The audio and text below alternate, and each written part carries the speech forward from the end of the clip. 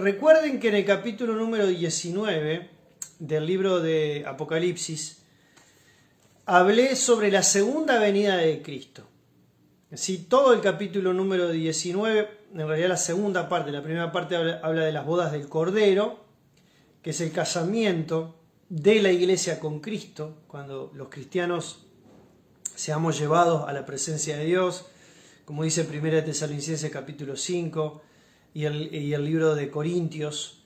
La Biblia dice que nosotros vamos a ser arrebatados, vamos a ser llevados a la misma presencia de Dios para encontrarnos con el Señor en el aire, y allí estaremos siempre con el Señor. Capítulo 19, los primeros versículos, habla de un acontecimiento que la iglesia va a disfrutar en el cielo, que va a ser las bodas del Cordero. ¿Qué son las bodas del Cordero? El casamiento de Cristo con la iglesia. Luego, desde el versículo 11 en adelante del capítulo 19 del libro de Apocalipsis, allí estamos hablando de la segunda venida de Jesús. Podemos decir de manera clara y contundente que esa es la parte final de una dispensación o un periodo de la historia de la humanidad que todavía no ha sucedido, no ha acontecido, pero que muy pronto va a suceder, que es un periodo que la Biblia le llama la Gran Tribulación. Es un periodo que dura 7 años, específicamente 7 años, y que se puede dividir perfectamente en dos partes. Los primeros 3 años y medio, que será un periodo de paz mundial, donde el anticristo va a lograr una paz ficticia por un periodo corto de tiempo, durante 3 años y medio. Pero luego se va a producir los últimos 3 años y medio, o 1260 días, como también la Biblia lo llama, o tiempos y la mitad de un tiempo, como en otro texto también se declara. Y ese va a ser el periodo más terrible de la historia de la humanidad. La última parte, donde se va a romper un pacto, que el anticristo, un pacto de paz, y allí se va a desatar una terrible masacre, guerras, muertes, pestes, hambres, juicios naturales y un montón de otras cosas que la Biblia menciona claramente a través de todo el libro de Apocalipsis, con la apertura de los sellos, con las trompetas, con las copas de ira, etcétera, etcétera. Todo esto va a concluir con la segunda venida de Jesucristo de forma visible. Las naciones se van a reunir para pelear con Jesucristo cerca de la ciudad de Jerusalén, y como les mencionaba la semana pasada, van a pelear contra Cristo, van a pelear contra el Cordero, pero el Cordero los va a vencer. Y allí es donde se termina la dispensación, o el período, o la etapa, podemos llamarlo de diferentes maneras, de la Gran Tribulación. La historia de la humanidad está dividida en dispensaciones, está dividida en etapas. Hace un tiempo atrás estuve desarrollando un video que justamente hablaba sobre esto, de las 9 dispensaciones de la historia de la humanidad. Hoy nosotros nos estamos encontrando en la dispensación número 6 de la historia, en el presente. Ya sucedieron 5 dispensaciones o etapas. La etapa del Edén, la etapa del gobierno civil, ya las mencioné en varias oportunidades, la etapa de la ley. Y hoy estamos viviendo la etapa, la era o la dispensación de la gracia.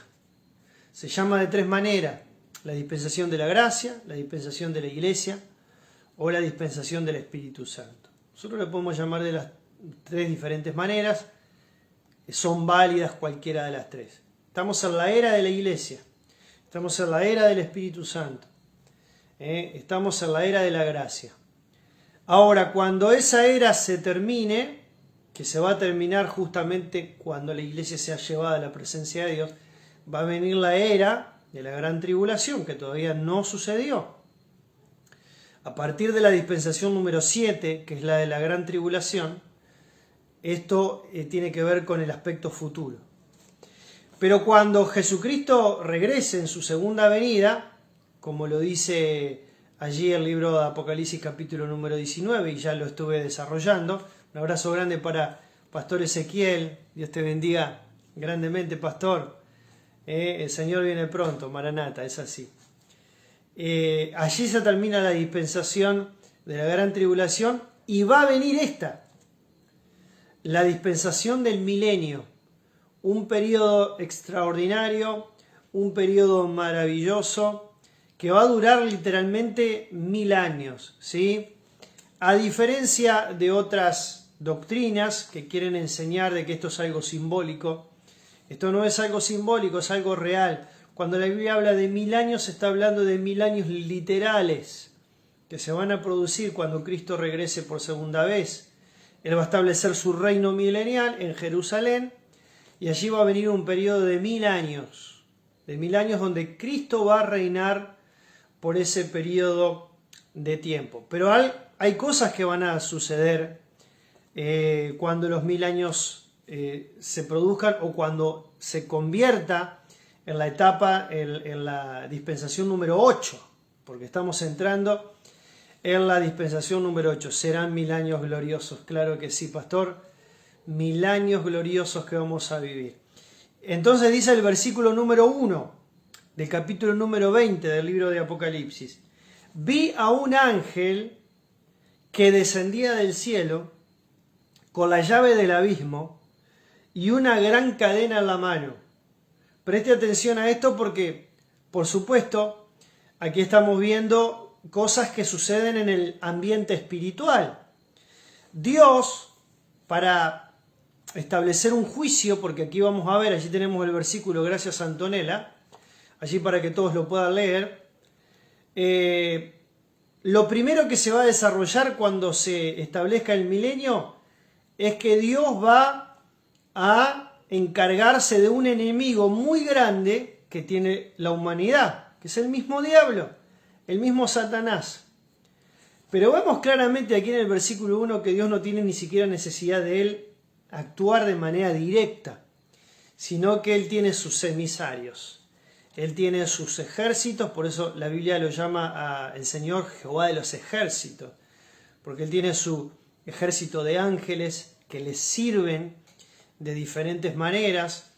Está el arcángel Miguel, están los otros ángeles, hay ejércitos que pelean, que luchan. Ahora, este ángel la Biblia no dice específicamente quién es. Uno puede especular o suponer que puede ser uno u otro, pero simplemente habla de un ángel, que Dios lo tenía designado para realizar esta tarea particular. Dice que este ángel descendió del cielo y que tenía la llave del abismo.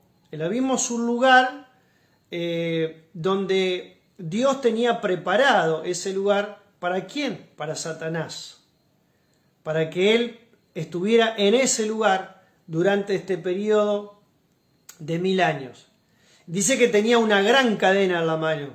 Lógicamente que esta cadena no la podemos relacionar con una cadena física de las que nosotros conocemos. No entendemos a veces los términos espirituales en los cuales Dios se desarrolla, pero aquí está hablando de una gran cadena en la mano. Será una cadena muy especial porque no se va a estar atando a cualquier persona o a cualquier ser. Se va a estar atando nada más y nada menos que al mismo diablo, al mismo Satanás, a este enemigo, el gran enemigo que tenemos los seres humanos y el gran enemigo que tenemos los cristianos. ¿Sí? Recuerda que Satanás, antes de ser Satanás, era un ángel hermoso que Dios había creado, Lucero, Lucifer, el hijo de la mañana, y que era hermoso, dice la palabra Ezequiel, Isaías, acabado de hermosura. Dios tenía un plan y un propósito maravilloso para con Lucero, Lucifer, pero dice que se ensoberbeció su corazón, dice que entró orgullo en él, dice que quiso ser igual a Dios. Y cuando quiso ser igual a Dios, ahí Dios se paró y le dijo no, porque Dios no comparte su gloria con absolutamente nadie. Entonces vino el juicio sobre Satanás, sobre Lucero en ese momento, y se convirtió en un ser espantoso. Dice la Biblia claramente en Ezequiel: espanto serás y para siempre dejarás de ser. Y es allí donde acontece que Lucifer se convierte en el diablo, en este gran enemigo que tiene la humanidad, que tienen los cristianos, y que este ángel, cuando comienza el periodo del milenio, lo primero que hace es descender del cielo con la llave del abismo y con una gran cadena en la mano. Ahora vamos a ver el versículo número 2, que dice de la siguiente manera: y prendió, o sea, prender significa agarrarlo, prendió al dragón, dice, la serpiente antigua, que es el diablo y Satanás, dice, y lo ató, preste atención a lo que dice aquí el versículo 2, y lo ató por 1000 años. ¡Wow! ¿Cuántos se animan a decir aleluya, gloria a Dios por esto? Allí tenemos el versículo. Prendió al dragón, la serpiente antigua, que es el diablo y Satanás. Quiero hacer una mención muy particular en cuanto a los nombres que se le da aquí en el versículo 2 al diablo. 4 nombres distintos. Cuando la Biblia menciona al dragón, se está haciendo referencia al diablo, a Satanás. Cuando se refiere a la serpiente antigua, se está refiriendo al mismo ser. Recordemos que aquí, en este caso, nos traslada a la mente a ese acontecimiento que se produjo en el jardín del Edén. Recuerda Génesis capítulo 2, capítulo 3, cuando Dios le dice a nuestros primeros padres pueden comer de cualquier árbol, pero el árbol de la ciencia del bien y del mal no comerán porque van a morir.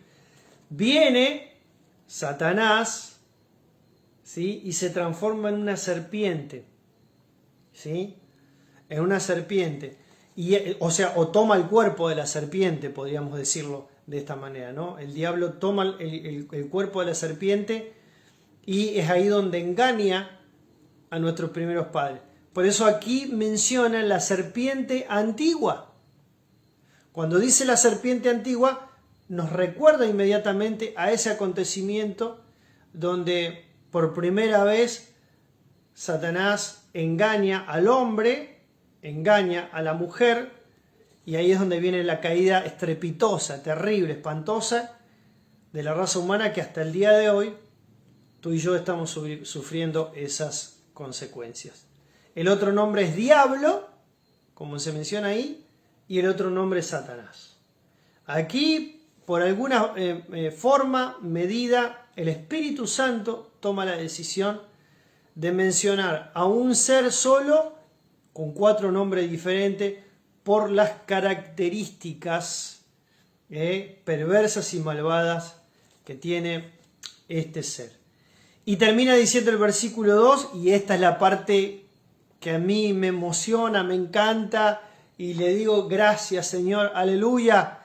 Dice, el ángel lo ató por 1000 años. Lo ató por 1000 años. Aleluya. ¿Cuántos se animan a decir gloria a Dios? Algunas personas, algunos creyentes, cuando estamos pasando por momentos de angustia, de tribulación, decimos, ay, cómo me gustaría un día sin el diablo, un día sin el ataque del enemigo, un día sin las artimañas del mismo infierno en contra de mi vida, mi casa, mi familia y todas mis cosas. Bueno, quiero decirte, amado hermano, amada hermana, querido hermano, querida hermana, que va a haber un momento de que no solamente vamos a estar un día sin el diablo, estaremos 1000 años sin el diablo. Y esa será una de las características principales del carácter del milenio. El diablo no va a intervenir. Y por eso será un periodo maravilloso, como bien decía nuestro hermano Ezequiel. Va a ser un periodo maravilloso. Va a ser un periodo extraordinario por muchas características. Por muchas. ¿Sí? Voy a ver si puedo desarrollar algunas de esas características, ¿sí?, que va a tener el milenio. ¿Por qué será tan diferente al periodo que, por ejemplo, hoy estamos viviendo los seres humanos? ¿Sí? Una de esas características es que el diablo no va a poder participar en el plan eterno de la humanidad o en ese plan particular de 1000 años, porque él no va a poder hacer nada. Él no va a poder intervenir. Y vamos a estar en el milenio no solamente con Cristo gobernando el planeta Tierra, con sabiduría, con autoridad, con poder, con amor, con gracia.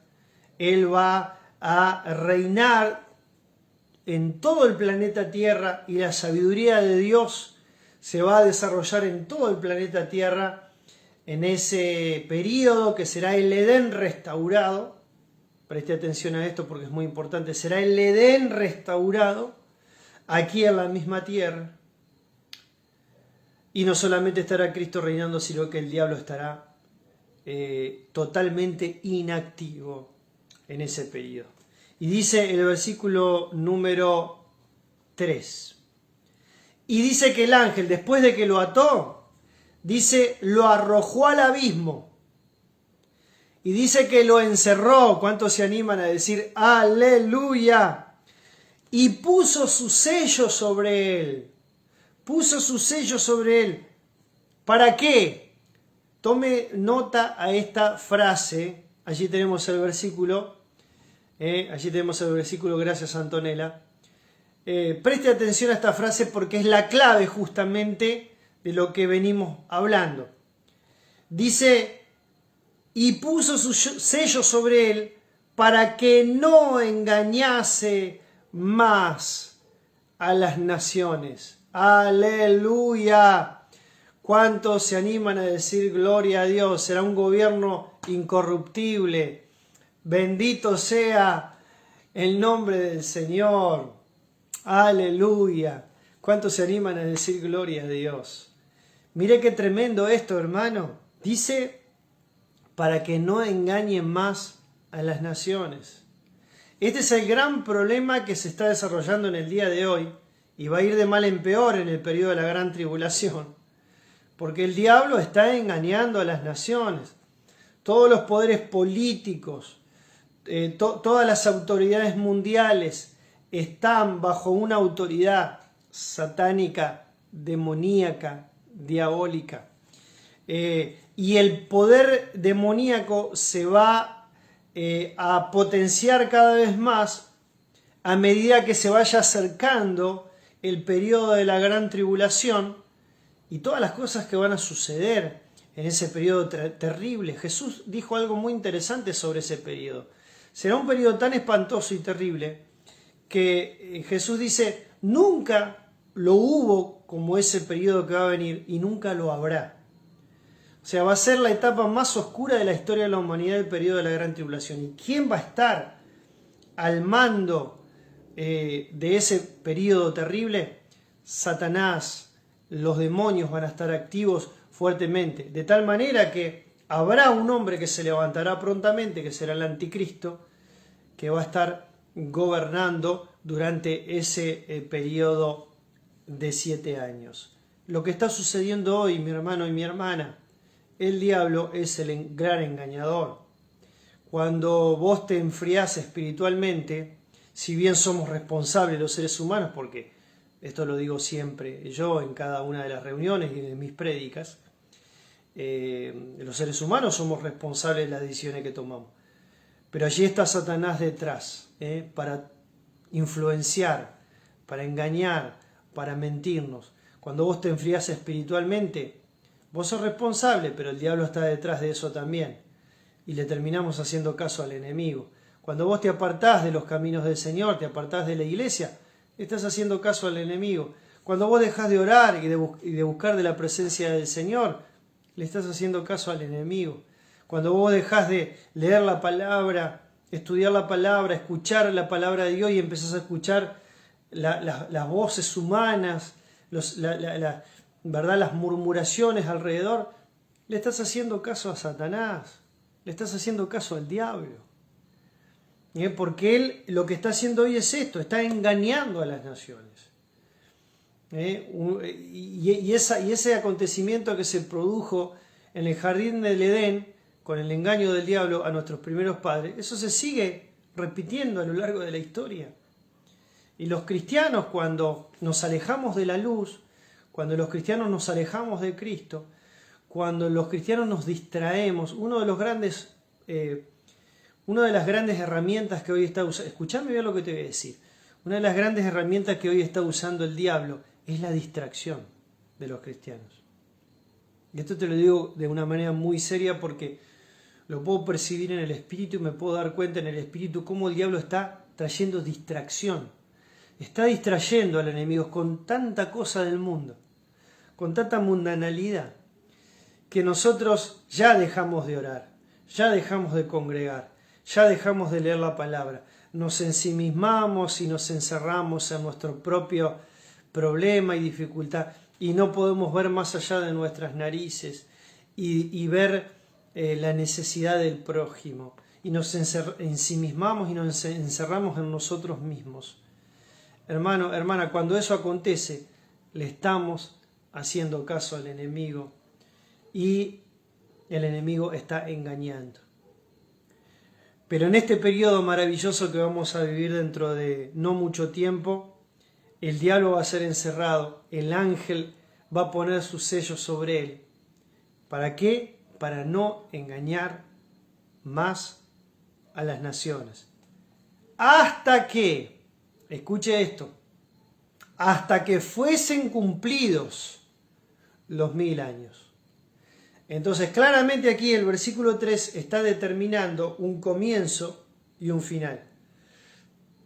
El diablo va a ser atado al principio del milenio, y escuche bien, y va a ser desatado al final del milenio, o poco tiempo del final del milenio. Vamos a ver esto un poquito más adelante porque es muy interesante. Y la primera pregunta que nos hacemos es ¿por qué? ¿Por qué Dios permite o por qué Dios en su plan eterno desata nuevamente al diablo al fin del milenio? Pero eso lo vamos a ver un poquito más adelante. ¿Sí? Vamos a seguir con este versículo 3 hasta que fuesen cumplidos los 1000 años. Y después de esto, escuche, y después de esto, debe ser desatado por un poco de tiempo. Yo no sé si usted prestó atención o se detuvo en este versículo. Pero la Biblia dice claramente que después de esto debe ser, o sea, es algo necesario. El debe ser es un vocabulario que tiene que ver con que va a ser necesario con que el diablo sea desatado, como dice aquí, por un poco de tiempo. El diablo, al final del milenio, va a ser desatado por un periodo corto de tiempo. Y esto lo vamos a ver un poco más adelante, más detalladamente. Vamos a leer el versículo número 4 que dice: y vi tronos, y se sentaron sobre ellos los que recibieron facultad de juzgar. Y vi las almas de los decapitados por causa del testimonio de Jesús y por la palabra de Dios, los que no habían adorado a la bestia ni a su imagen. Allí está el versículo 4. Y que no recibieron la marca en sus frentes ni en sus manos, y vivieron y reinaron con Cristo durante 1000 años. Aleluya. ¿Cuántos dan un maravilloso aleluya? Gloria a Dios por esto. Allí vemos entonces, vamos a desarrollar este versículo 4 porque está riquísimo, riquísimo, delicioso.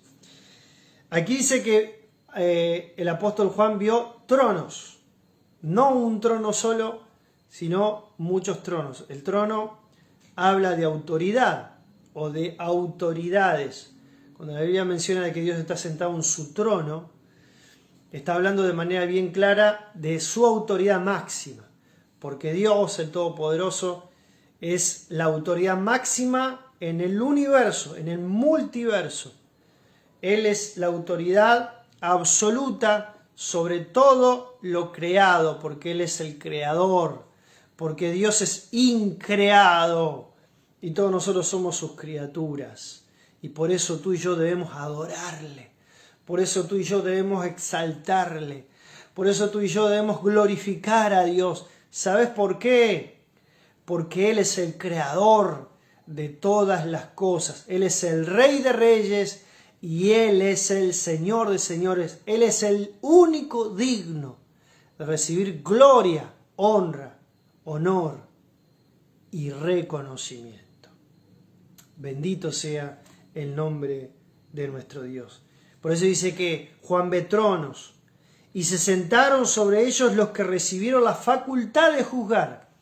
Aquí Dios no dice de manera directa quiénes son estas personas, pero Dios tiene ya preparado un grupo de hombres a lo largo de la historia, que son los escogidos de Él, lógicamente personas, seres humanos que vivieron aquí en la tierra.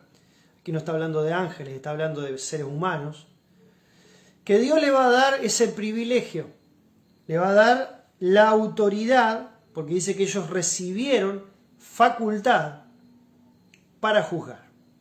¿Sí? Estas personas van a estar sentadas en esos tronos en el periodo del milenio. No solamente Cristo va a estar en Jerusalén, reinando en Jerusalén en su trono de gloria, sino que van a haber regentes especiales que el Señor tiene preparado desde antes de la fundación del mundo y que lo van a acompañar. Porque en un reinado, amigo, amiga, lo vemos en las películas, lo vemos en la historia de la humanidad, que en un reinado se componen de muchos. Está el rey, la autoridad máxima, pero luego están los regentes, los súbditos del rey, que también tienen facultad de juzgar. Bueno, esto va a ser exactamente lo mismo en el periodo del milenio. Pero mire lo que dice después. Y vi las almas de los decapitados por causa del testimonio de Jesús y por la palabra de Dios. ¿Quiénes son estos decapitados? Decía Juan que él vio las almas de los decapitados, ¿sí? Las almas de los decapitados por causa del testimonio de Jesús y por causa de la palabra de Dios. Aparentemente estas personas fueron decapitadas por Cristo, por amor a Cristo, fueron mártires, o mejor dicho, serán mártires, porque los eruditos, los conocedores de la palabra de Dios, coincidimos en que estos decapitados se están refiriendo a cristianos, a mártires, como dice Carolina, que van a dar su vida en el periodo de la gran tribulación. Muchas personas que no van a ser salvas probablemente en el rapto, o sea, no van a ser llevadas en el rapto, van a quedar aquí en la tierra, van a tener que pasar por el periodo de 7 años de gran tribulación y van a tener que dar la vida por Cristo. Van a tener que ser mártires sí o sí. Porque recordemos que el anticristo, de una manera terrible, de una manera espantosa, va a perseguir a todos aquellos que no lo acepten. Y obviamente que los que no lo van a aceptar al anticristo van a ser aquellos que conocen la palabra de Dios, aquellos que son cristianos, aquellos que le entregan su vida a Jesús en este periodo. Entonces ellos, por causa del testimonio de Jesús, por causa de amar a Jesús, por causa de adorar a Jesús, por causa de servir a Jesús, van a ser perseguidos y van a ser decapitados, van a morir, van a ser mártires por causa del Evangelio. Y dice que los que no habían adorado a la bestia ni a su imagen, aquí está clarito, y que no recibieron la marca en sus frentes ni en sus manos. Mira, aquí está hablando de manera bien clara que la marca de la bestia, que esto también es un tema aparte para hablar, sobre todo las tecnologías que hoy se están desarrollando y que van a desembocar en la marca del anticristo, en la marca de la bestia, la marca en la mano derecha o en la frente. Y aquí dice que estas personas no adoraron a la bestia, ni tampoco a su imagen, ni tampoco, dice que no recibieron la marca en su frente ni en sus manos. Todos esos creyentes que van a estar en el periodo de la gran tribulación y que van a dar su vida por Cristo, lo van a querer obligar a que se ponga la marca a la mano derecha o a la frente para que nosotros seamos una tarjeta de crédito caminando, física, porque las personas que no se pongan la marca en la mano derecha o la frente no van a poder ni siquiera comprar ni vender, se van a morir de hambre o van a tener que vivir de forma primitiva como se vivían antaño, de la caza y de la pesca. Pero además de eso, de todo ese flagelo, van a ser perseguidos por el anticristo, pero no van a permitirse. Por eso es tan importante hablar de estos temas, porque cuando llegue el periodo de la gran tribulación, mucha gente va a mirar estos videos, estas prédicas, que no solamente yo, muchos cristianos, muchos pastores, muchas iglesias predican sobre esto. Hay personas que no le prestan atención, no le dan importancia al libro de Apocalipsis. Muchos ni siquiera se dan cuenta en los tiempos que estamos viviendo. Pensamos que falta demasiado. Y déjeme decirle, amigo o amiga, que nos falta demasiado. Y yo tengo la conciencia limpia y tranquila de que estoy hablando de estos temas. Y que no voy a dejar de hablar de estos temas. Eso me hace dormir tranquilo. Eso me hace estar seguro de que, aunque a alguno no le pueda gustar de que hable de Apocalipsis, yo lo voy a seguir hablando porque esto es necesario. Porque cuando la iglesia del Señor no esté más sobre la tierra, hay personas que van a mirar estos videos y van a decir, mirá vos lo que pasó, mirá lo que está sucediendo ahora, mirá lo de la marca, mirá lo de que no vamos a poder comprar ni vender si no nos ponemos la marca de la bestia. Mirá cuando venga el anticristo, ese gran líder mundial carismático, cuando ponga su imagen, cuando él obligue a las personas a que le adoren y tantas otras cosas, se van a enterar. Y uno ya, tal vez no estando más sobre la tierra, estos videos puedan llegar a ser de bendición para sus vidas. Y estas personas dicen que no recibieron la marca ni en su frente ni en sus manos, y vivieron y reinaron con Cristo durante 1000 años. ¿Cuántos se animan a decir aleluya? Bendito sea el nombre del Señor. Versículo número 5. Dice, pero los otros muertos no volvieron a vivir hasta que se cumplieron 1000 años. Esta es la primera resurrección.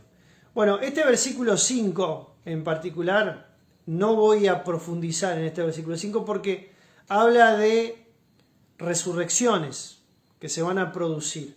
Este sería incluso un tema aparte también, porque la Biblia menciona claramente varias resurrecciones. Y si yo hablo de una sola en este momento, podría llegar a confundirnos un poquito. Entonces vamos a dejar, no vamos a hablar del tema de la resurrección, como dice Pablo allí. Qué bueno que te encante el libro de Apocalipsis y es realmente una bendición. Pero marca claramente aquí este versículo que los otros muertos no volvieron a vivir hasta que se cumplieron los 1000 años. Esta es la primera resurrección. Lo claro de todo esto, que quiero dejar claro, es que van a haber muchas personas que van a resucitar. ¿Sí? Como por ejemplo, una de las resurrecciones que se van a producir va a ser la resurrección de los muertos en Cristo. Cuando la Biblia habla en Tesalonicenses del arrebatamiento, habla de que primero, dice, los muertos en Cristo resucitarán primero. Y dice, y luego nosotros los que habremos quedado seremos arrebatados. Eso es una de las resurrecciones, de las varias resurrecciones que la Biblia menciona. Pero te vuelvo a repetir, no vamos a adentrarnos en ese tema, pues es un tema muy amplio. Y tiene muchos matices. Entonces, para no, de alguna manera, confundirnos un poquito, vamos a dejar el versículo 5 en ese lugar. Ahora el versículo número 6 termina diciendo, bienaventurado y santo el que tiene parte en la primera resurrección. La segunda muerte no tiene potestad sobre estos, sino que serán sacerdotes de Dios y de Cristo, y reinarán con él 1000 años. ¿Por qué habla de esto?